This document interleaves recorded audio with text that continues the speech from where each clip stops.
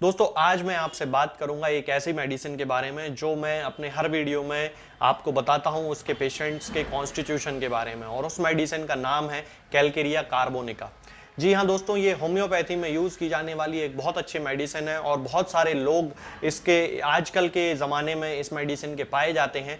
और ख़ास तौर से जैसे मैंने अपने पुराने वीडियोस में आपको बताया है कि कैलकेरिया कार्ब का जो पेशेंट होता है वो फैट, फ्लैबी और फेयर होता है, यानी कि गोरा होता है, मोटा होता है, थुलथुला पेशेंट होता है, उसका वजन थोड़ा सा ज्यादा होता है। तो आज हम इसके पूरे सिम्टम्स के बारे में बात करेंगे, इस वीडियो को अंत तक जरूर देखते रहें। तो चलिए दोस्तों शुरू करते हैं। तो कैलकेरिया कार्ब का जो पेशेंट होता है वो सबसे पहले जो होता है उसके मन में बहुत सारी चीजों को लेकर डर रहता है। ये डर होता है, उसको चूहे से डर लगता है, उसको कीड़ों से डर लगता है, इंसेक्ट्स से डर लगता है, हाई प्लेसेस से डर लगता है, बिल्लियों से उसे डर लगता है, कैंसर का उसे डर लगता है। जैसे ही उसे कोई बीमारी होती है तो उसके मन में ये आता है कहीं उसे कहीं कैंसर तो नहीं हो गया है। भले ही उसको सिंपल सा बुखार भी आएगा लेकिन उसको ये लगने लगेगा कि कहीं मुझे कैंसर तो नहीं हो गया है। इसके साथ साथ वो जब अपनी आंखें बंद कर लेता है तो उसे अंधेरे का बड़ा डर लगता है। अंधेरे में जाके वो अपनी आंखें बिल्कुल बंद नहीं कर सकता है, या रात को जब वो सोता है तो शुरू में उसे सोने में बड़ी तकलीफ होती है। ये जो पेशेंट होते हैं कैलकेरिया कार्ब के, ये बहुत ही ज्यादा हार्ड वर्किंग होते हैं, ओवर वर्किंग होते हैं। ये अपनी क्षमता से अधिक काम करने के बारे में सोचते हैं।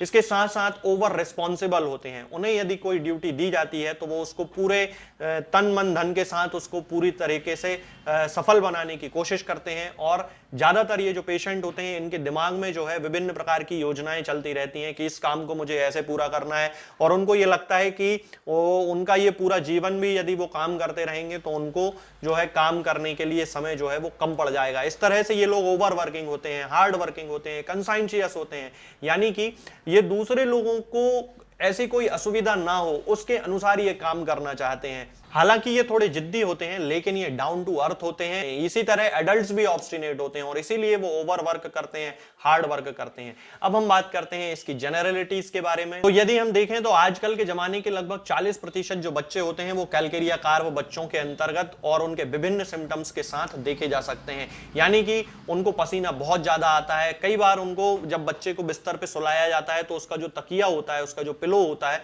वो सिर में उसके इतना पसीना आता है कि वो पिलो उसका गीला हो जाता है। गर्दन में उसको बहुत पसीना आता है। दूध की वो वोमिट कर देता है। बच्चे को जैसे ही दूध पिलाते हैं थोड़ी देर बाद वो उसकी वोमिट कर देता है।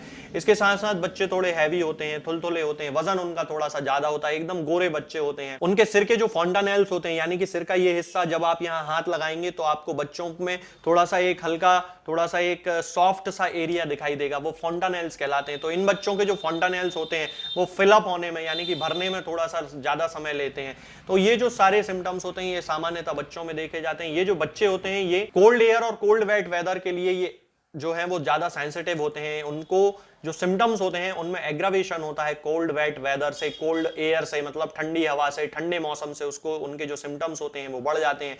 गर्म चीजों से उनको बड़ा आराम मिलता है। लेकिन हीट ऑफ सन या फिजिकल एक्सर्शन, यानी कि जब वो कोई फिजिकल एक्सर्शन करते हैं, कोई काम करते हैं या सूरज की रोशनी में जाते हैं, या बहुत सारे ऐसे पेशेंट होते हैं जो फुल मून के आसपास उनके जो सिम्टम्स होते हैं वो बढ़ने लगते हैं। वो लेफ्ट साइड की करवट पे यदि सो जाते हैं तो उनके सिम्टम्स जो हैं वो एग्रावेट होने लगते हैं। ये सारे इसके सिम्टम्स के एग्रावेटिंग फैक्टर्स जो हैं वो होते हैं। ऐसे बच्चे जो लगातार बहुत देर तक वीडियो गेम्स खेलते हैं या लगातार बहुत देर तक टीवी देखते हैं उनको एपिलेप्सी होने की शिकायत होती है, यानी कि मिर्गी की शिकायत होती है।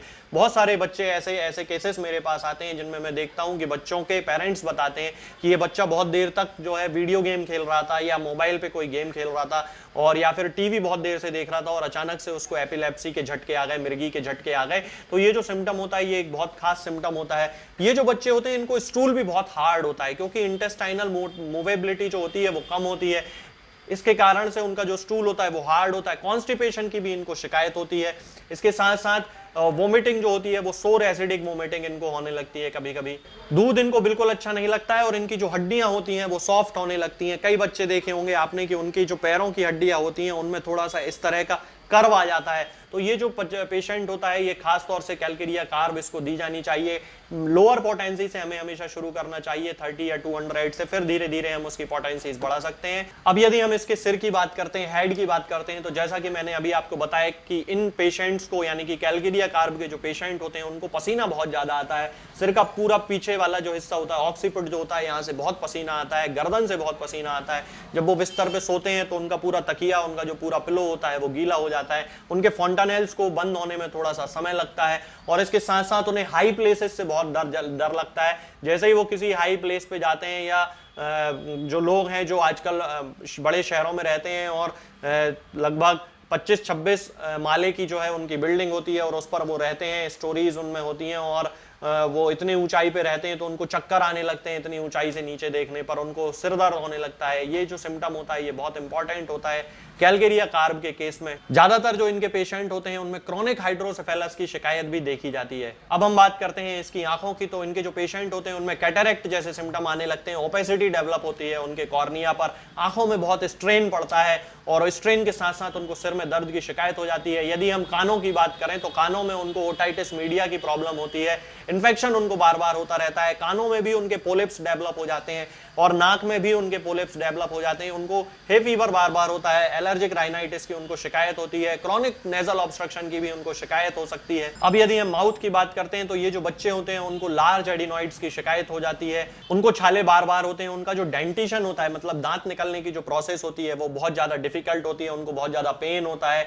कई बार हमें उन पेशेंट्स को कैमोमिला के साथ साथ कैलकेरिया कार्ब देनी पड़ती है, लूज मोशन हो जाते हैं कभी कभी उनको इस कंडीशन में, और इसके साथ साथ उनको गले में बहुत ज्यादा दर्द होता है, टॉन्सिलाइटिस और फेरेंजाइटिस की शिकायत होती है। इसके साथ साथ कैलकेरिया कार्ब के जो एडल्ट पेशेंट होते हैं उनको गॉइटर की शिकायत देखी जाती है, उनको ग्लैंडुलर एनलार्जमेंट की शिकायत देखी जाती है। कैलकेरिया कार्ब का ये एक बहुत इंपॉर्टेंट सिम्टम होता है कि उसके चाहे बच्चे हो पेशेंट या फिर उसका पेशेंट एडल्ट हो, वो जो पेशेंट्स होते हैं उनमें ग्लैंडुलर एनलार्जमेंट बहुत ज्यादा देखा जाता है, लिम्फोडिनोपैथी देखी जाती है। आपने देखा होगा कई बच्चों को यहाँ पर गले के इस हिस्से में यहाँ पर जो है वो लिम्फ नोड्स डेवलप हो जाती हैं, थाइज के आसपास जो है उनकी लिम्फ नोड डेवलप हो जाती हैं। ठीक इसी तरह उनको टॉन्सिलाइटिस की प्रॉब्लम उनको बार बार होने लगती है, उनको एलर्जी बहुत ज्यादा हो जाती है। तो ये जो सारे सिम्टम्स होते हैं ये कैलकेरिया कार्ब के अंतर्गत आते हैं। अब यदि हम इसके स्टमक की बात करते हैं तो स्टमक में इसको वोमिटिंग होती है, सोर एसिड एकदम से उसके वोमिट में निकलता है वोमिटस के साथ, और उसके साथ साथ उसको चूंकि उसको एब्डोमेन में पेन होता है, कॉन्स्टिपेशन की बहुत ज्यादा शिकायत होती है, हार्ड स्टूल होता है इसलिए उसको एब्डोमेन में पेन होता है, और कभी कभी कॉन्स्टिपेशन के ही कारण उसको वोमिटिंग भी हो जाती है। दूध ये लोग बिल्कुल नहीं डाइजेस्ट कर पाते हैं, दूध से इनको एग्रावेशन होता है। इसके साथ साथ एब्डोमेन में एक खालीपन सा महसूस होता है, स्टमक में एक खालीपन महसूस होता है, सोर इरेक्टेशंस आते हैं, खट्टी डकारें आती रहती हैं। बहुत सारे ऐसे बच्चे होते हैं जिनको अम्बिलिकल हर्निया में यानी कि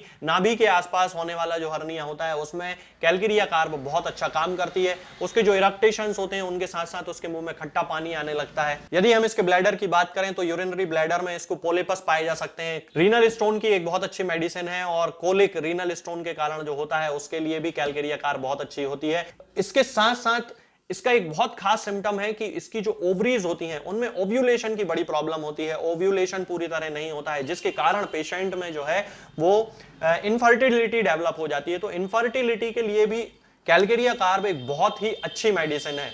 अब हम बात करते हैं इसकी एक्सट्रीमिटीज के बारे में, क्योंकि एक्सट्रीमिटीज के लिए ये एक बहुत अच्छी मेडिसिन है। तो गाउट के केसेस में जहां पर क्लॉ हैंड्स बन जाते हैं, यदि पेशेंट के सिम्टम कैलकेरिया कार्ब से मिलते हैं तो बहुत एक अच्छी मेडिसिन है। ऑस्टियोपोरोसिस, ऑस्टियोमलेशिया के केसेस में जहां पर हड्डियों में कैल्शियम की कमी के कारण डिजनरेशन होने लगता है उसके लिए एक बहुत अच्छी मेडिसिन है। ओल्ड एज में आने वाले वे लोग या छोटे छोटे वो बच्चे जिनके पैरों की जो हड्डियां होती हैं वो थोड़ी सी कर्व हो जाती हैं, उनमें उनकी जो हड्डियां होती हैं वो उनके शरीर का वजन जो है वो पूरी तरह से टैकल नहीं कर पाती हैं जिसके कारण उनमें कर्वेचर डेवलप होने लगता है, हाथों की उंगलियों में कर्वेचर डेवलप होने लगते हैं। तब इन कंडीशंस में ये जो मेडिसिन होती है बहुत अच्छी मेडिसिन होती है। इसके साथ साथ उनको कमर में बहुत दर्द की प्रॉब्लम होती है और स्पाइन में भी उनके कर्वेचर डेवलप होने लगता है। कई बार स्कोलियोसिस के लिए भी कैलकेरिया कार्ब यूज में की जाती है। शियाटिका की इनको प्रॉब्लम होती है, वजन उठाने में, एक्सर्शन करने में इनको बहुत ज्यादा तकलीफ होती है। अब हम बात करते हैं इसकी नींद की, तो इनकी जो नींद होती है वो बहुत ज्यादा डिस्टर्ब होती है।